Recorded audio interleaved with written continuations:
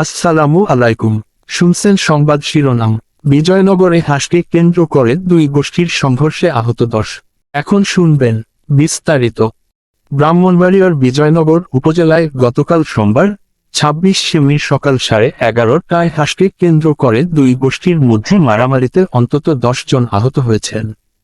উপজেলার খাদালি গ্রামের ছানুবাড়ি, শাহাতালি বাড়ি ও বড়বাড়ি গোষ্ঠীর লোকজনের সঙ্গে আক্তার চেয়ারম্যানের বাড়ির লোকজনের মধ্যে এই সংঘর্ষ বাধে।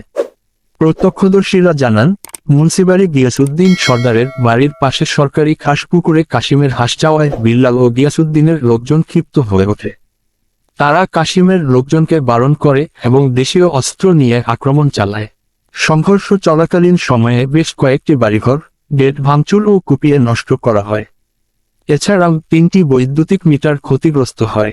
ঘটনার পর পুকুরের পানিতে খাটের ম্যাট্রেস, ছানি, বালিশ, ফ্রিজ, টিভি ও অন্যান্য আসবাবপত্র ভাসতে দেখা যায়। অন্যদিকে বিল্লাল অভিযোগ করেন যে আগের দিন কাশিমের বাড়ির লোকজন রাস্তা দিয়ে আসার সময় তার মেয়ের চোখে আঘাত করে। বিজয়নগর থানার ভারপ্রাপ্ত কর্মকর্তা খবর পেয়ে তাৎক্ষণিকভাবে পুলিশ ঘটনাস্থলে উপস্থিত হয়ে পরিস্থিতি নিয়ন্ত্রণে আনেন।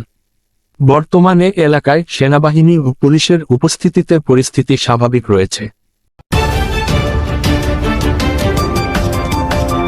ব্রাহ্মণবাড়িয়া 24.নিউজ।